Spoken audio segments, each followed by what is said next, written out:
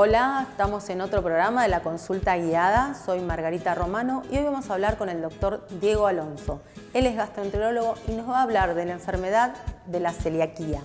La celiaquía está relacionada con muchas otras enfermedades que nos va a contar hoy el doctor.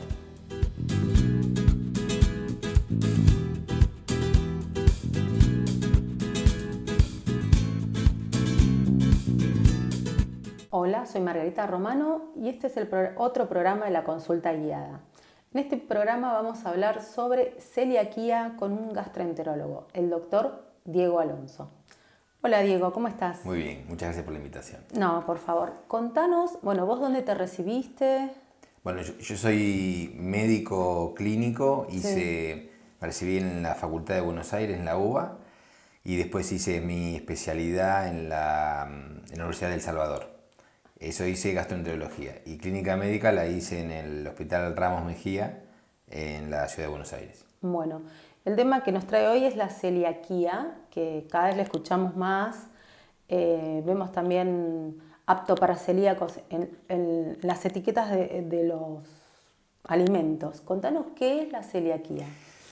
Bueno, en la definición generalmente está todo lo que define lo que es la celiaquía. En la definición es una enfermedad crónica, es una enfermedad que se produce por autoinmunidad, es decir, células reconocen como extraña una proteína que se llama gluten. Sí. Y algo importante es que se produce una inflamación, es una enteropatía. Sí, ¿dónde se produce esto? Iba a decir eso, Ah. en el intestino delgado, en el duodeno. Sí. ¿Y por qué es importante eso? Porque en esa parte se produce la absorción de un montón de nutrientes. Dentro de eso, por ejemplo, el hierro, Sí. lo que es la vitamina, por ejemplo, B12, el ácido fólico. Es decir, que es importante porque los pacientes que son celíacos tienen como una disminución de la superficie de absorción de esa región, y de vellosidades están más pequeñas. Es como que se van achicando, se van acortando. Las vellosidades es lo que permite la absorción de los alimentos. Exactamente. De los alimentos no, de las vitaminas. De los nutrientes. Después vamos a ver cuál es más, cuál es menos. Claro. Y algo importante, dentro de la definición que dijimos que era una enteropatía crónica, Sí. que se produce como una intolerancia a esa proteína que es el gluten de forma permanente, otra cosa a tener en consideración, y en pacientes con predisposición genética. Eso es fundamental. Es decir, que se da en pacientes que pueden tener celiaquía y no que quieren tener celiaquía. Claro, es algo que uno hereda, digamos, de la familia. No necesariamente, hay un mayor riesgo, pero no tiene una penetrancia del 100%. O sea que tu papá es celíaco, podés ser o no ser celíaco. Exactamente. Y la celiaquía es como que ahora se está descubriendo más. ¿Es que hay más celiaquía o ahora hay mayor diagnóstico, ahora se descubre más?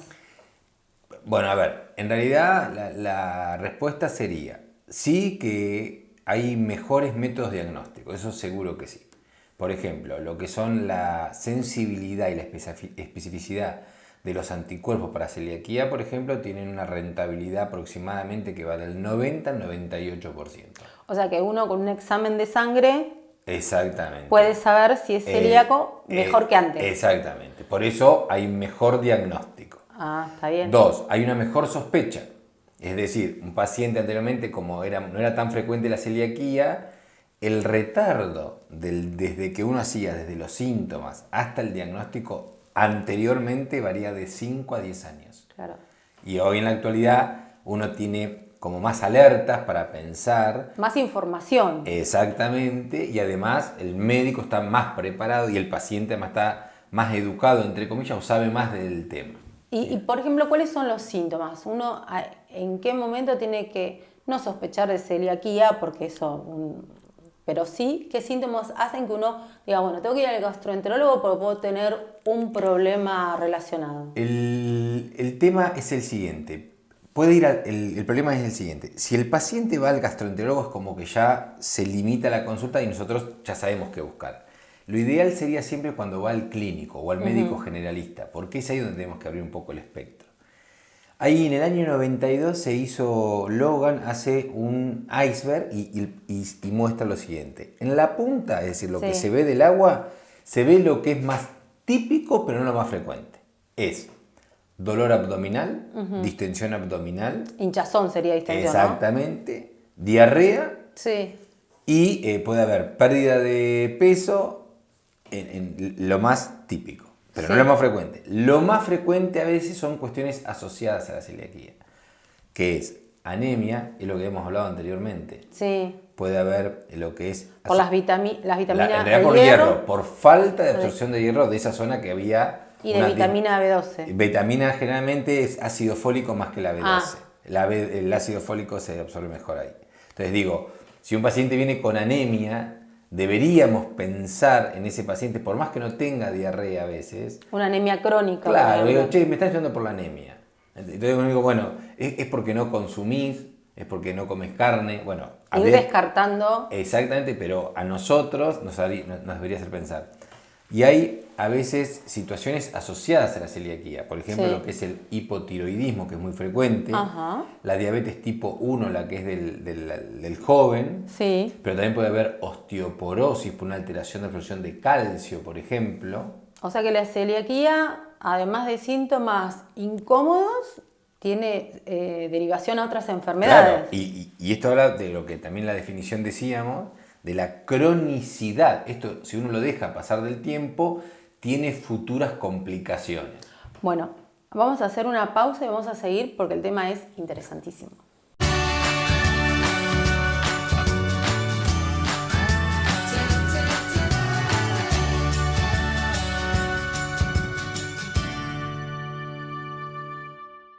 Bueno, seguimos hablando con Diego.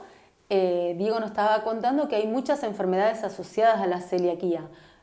¿Es primero la celiaquía y después las enfermedades? ¿Es primero las enfermedades y después la celiaquía? ¿O es todo junto? Bueno, en realidad el que es celíaco siempre lo fue. ¿Por qué? Porque por lo que hablamos de la cuestión genética. El gen siempre está. Ahora, ¿cuándo se despierta ese gen? No lo sabemos. Entonces, si una, por ejemplo, había pacientes que pasan primero por el ginecólogo. ¿Por qué? Porque tienen alteración, por ejemplo, del ciclo menstrual. Porque tienen, por ejemplo, infertilidad, es uno de los factores asociados. Pacientes que pasan a veces por lo que es el endocrinólogo porque le dan para tomar levotiroxina pero no se absorbe bien, entonces tienen que ir aumentando la cantidad de dosis. Pueden pasar por lo que es por un traumatólogo, porque tienen fracturas asociadas a osteoporosis y no saben muy bien por qué el calcio no se absorbe. Entonces, digo, está presente en un montón de lados y yo no sé si es primero que hizo la osteoporosis y después la celiaquía o la celiaquía y la osteoporosis. Lo que sí sé es que el paciente ese que tuvo una osteoporosis siempre estuvo, si fue celíaco, era que no estaba absorbiendo el calcio. Si el paciente tiene anemia y era celíaco, siempre el paciente fue primero celíaco, no absorbe lo que es el hierro, por eso el paciente tiene anemia. Entonces, siempre cuando un paciente viene, lo que nosotros pensamos, no sé si es primero o segundo, sí pensamos la sintomatología y cómo resolver eso. O sea, posiblemente si tenés una patología y no se resuelve con la medicación, podemos sospechar ahí que es celíaco y te lo derivan a vos. Exactamente. Está bien. Y esto se trabaja, o sea, hay un montón de profesionales que pasaron antes que vos o otros que pasaron después. ¿Con qué equipo de trabajo estás vos? Nosotros trabajamos, en el grupo nuestro, yo trabajo en la asociación ACELA en realidad, que es la que nuclea a los pacientes celíacos. Entonces, lo que nosotros hacemos generalmente, tenemos, no en ACELA directamente, pero sí un grupo de trabajo que tiene clínicos, nutricionistas, que es una pata fundamental dentro de nuestra especialidad. Licenciados en nutrición. Sí, que deberían estar, diríamos, en el tema de la enfermedad celíaca. Y también trabajamos a veces con traumatólogos, ginecólogos, digamos, todo aquello que tenga relacionado que, como bien decís, no resuelve su patología y comienzan a pensar en diagnósticos diferenciales. Dentro de eso la celiaquía. Pero es fundamental lo que es un equipo multidisciplinario. A veces uno lo dice y suena muy lindo, pero hay que aplicarlo. Sí, es difícil. El tema de, insisto con esto, de tener un clínico y de tener un nutricionista dentro del equipo es fundamental. ¿Y hay alguna manera de prevenir la celiaquía? O sea, uno tiene el gen y como dijiste hace un rato, se puede despertar en cualquier momento, o sea, sos adulta, puede ser por estrés, puede ser porque... ¿Cómo viene eso? En eso que me preguntás está en materia de discusión. En realidad lo que se hace es lo siguiente, sí se sabe que hay infecciones por algunos virus particulares que pueden desencadenar esto. Entonces, no hay una manera de prevenir, decir, che, bueno, mira, vamos a darle gluten, qué sé yo, alterado genéticamente. Se está haciendo eso, se está haciendo como estudios en un futuro. Evaluar lo que es la modificación genética del grano del trigo. Pero no hay una forma de prevenirlo, de decir, bueno, yo voy a prevenir que no se desarrolle la enfermedad celíaca, porque es lo que le digo, es decir, genéticamente ya está esa condición. Porque uno puede hacerse hoy, tenemos al alcance de la mano, estudios genéticos Sí. en los que te pueden decir, bueno, tenés el gen de la celiaquía. Muy buen tema controversial, pero Opa, vamos a ir. vamos. Entonces, diagnóstico de celiaquía lo hacemos de la siguiente forma. Clínica, doctor, me pasa esto. Segundo son los anticuerpos y confirmatoria es la biopsia. Ajá. Bueno, voy a hacer una acotación con eso. Es confirmatoria, no es diagnóstica. Es decir, si el paciente hace el camino inverso, doctor, tengo mucho reflujo, hay una cierta cantidad de pacientes que se relacionan celíacos con reflujo. Le hacemos la biopsia, porque metimos el tubo, hicimos la endoscopía, pero no era celíaco, ¿eh? Vamos a seguir el camino inverso, piense. Yo agarro, tomo la biopsia del intestino, no sé qué es celíaco, y me viene que tiene lo que se llama atrofia vellositaria, o los grados de celiaquía, como ustedes dicen que le ponen, y los anticuerpos me dan negativo, ese paciente no es celíaco. O sea que puede ser por otra cosa. Claro, que tenga atrofia, esos pelitos que habíamos dicho que eran las vellosidades, estén chiquitas, pero por otra cosa. Por ejemplo, porque tiene parásitos, porque tiene tuberculosis, porque tiene HIV. Puede haber 40 diagnósticos distintos de la celiaquía. Entonces, el camino para celiaquía es clínica, anticuerpos, antitransglutaminasa, que son unos específicos, que son los que están avalados a nivel internacional, y posteriormente confirmatoria es la biopsia. O sea, claro. Dicho esto, doctor, el paciente tiene clínica, no tiene anticuerpos y no tiene biopsia. Lo vio un médico clínico y el paciente le comenta, no, mire, yo como con gluten, me cae mal. Entonces el paciente dice, el doctor me dijo que coma sin gluten y yo me siento mucho mejor. ¿Cuánto hace que lo hace? 5 años. Entonces yo le quiero hacer los anticuerpos y si le hago los anticuerpos, él haciendo la dieta libre de gluten, tengo altas chances que le dé un falso negativo. Claro. Entonces le digo, mire, usted tiene que volver a comer con gluten. Y el paciente me dice, no, doctor, yo me siento muy bien sin gluten y no voy a comer con gluten. En ese caso puntual, uno puede pedir lo que es este test genético que usted dijo. Ese test genético tiene, es importante esto, no es diagnóstico, tiene alto valor predictivo negativo. Es para descartar, no para asegurar. ¿Y por qué esto? Porque el 40% de la población tiene esos genes. Un montón. Y no el 40% desarrolla celiaquía, solamente el 1%. Entonces, vamos para atrás. ¿Test genético? Sí. ¿Para qué? Para descartar y no para asegurar. Y generalmente se pide en estos casos grises que hablamos. Bueno, otra pausa y ya volvemos con la consulta guiada.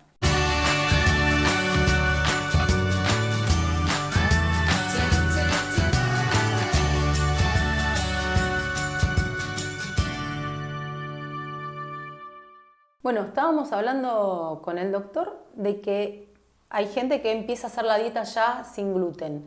Y hablaste del trigo, pero la palabra que aparece en las etiquetas es Sintac. Sí. ¿Qué es Sintac? Sintac es trigo, avena, cebada y centeno. Esos 4 cereales no estarían permitidos dentro de la dieta de un celíaco. Eso es importante porque en realidad el celíaco puede consumir todo aquello que tenga ese logo. Eso significa, las nutricionistas cuando hacen una charla nos informan lo que son 3 logos, 3 situaciones. Una que es el semáforo verde, el amarillo y el rojo. El verde es aquel en la cual uno puede ingerir todo lo que diga libre de TAC. Todo lo que contenga seguridad, es decir, libre de TAC. El amarillo es el dudoso, que hay productos que no lo tienen, lo dicen y que aparece en un librito y que sale y entra, es otra opción. Y obviamente lo que es el rojo es aquel que no tiene el logo, que uno lo puede ingerir sabiendo obviamente que eso tiene TAC. Las dietas libres de TAC tienen dos connotaciones. Si el paciente realmente es celíaco, generalmente le es beneficioso, no cabe duda de eso. Habría que postularse en realidad lo que es el costo, porque generalmente son un 40% más caras. Claro. Y ahora está de moda la dieta no yo como sin gluten como una elección más allá del médico. Sí, Hay un montón de dietas donde eligen distintos tipos de harina de almendra. Sí, eso el costo, en realidad lo que uno siempre piensa es las dietas libres, si uno hace una dieta libre de TAC, Sí. realmente sí a veces hay deficiencias nutricionales, sí las hay, digamos, sin, obvio, digo, libre de TAC absoluto. Entonces, la pregunta es, bueno, voy a hacer una dieta libre de TAC, pero ojo porque hacemos libre de TAC, libre de FODMAP, es decir, de lo que son hidratos de carbono.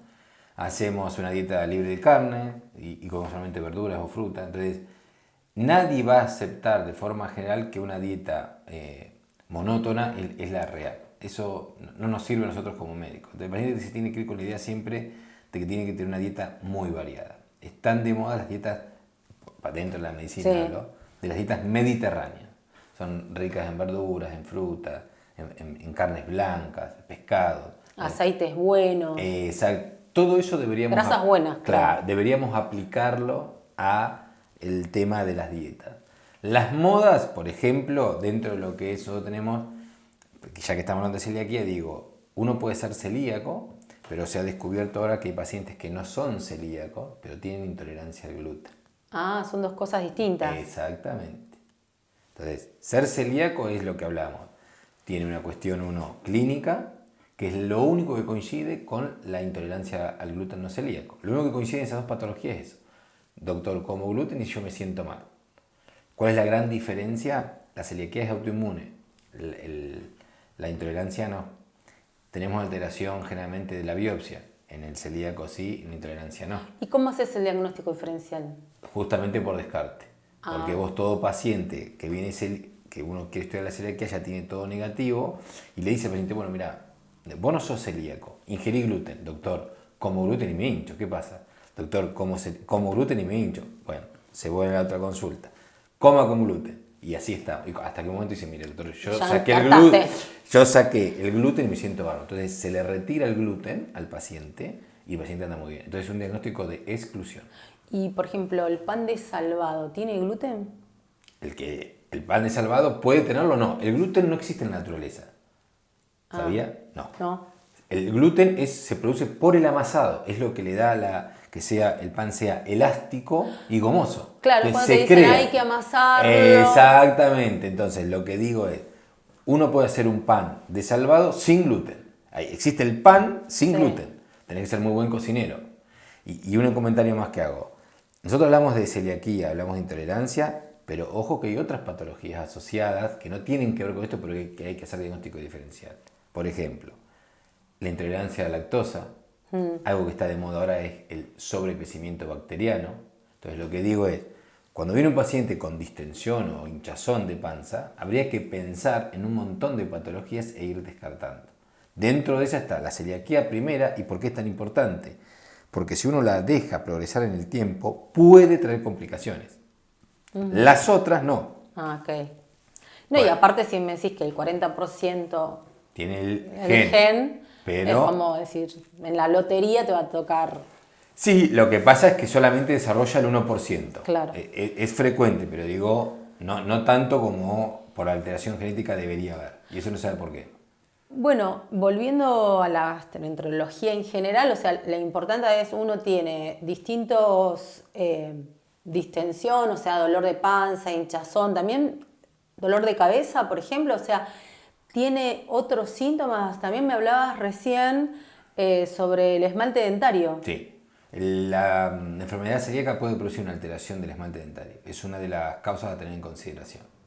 Pero es en el desarrollo... Y en el desarrollo también, es decir, los pacientes a veces que tienen, pero esto es por una disminución de la absorción, por ejemplo, de calcio, por ejemplo, que no tienen una buena buen crecimiento, cartílago de crecimiento, y pueden ser, diríamos, a veces más pequeños de lo habitual. De la talla. Pero el paciente, una vez que comienza con la dieta libre de gluten, es una condición, es decir, vuelve a ser normal con respecto a los demás. Y puede seguir creciendo, o sea, Obviamente que sí. en un chico. Obviamente que y sí. lo del esmalte queda, pero, o sea, como odontóloga sé que los dientes se desarrollan desde la 6ª semana Sí. aproximadamente, y puede ser que hay muchos casos de primeros molares, que es el molar que sale a los 6, con descalcificaciones.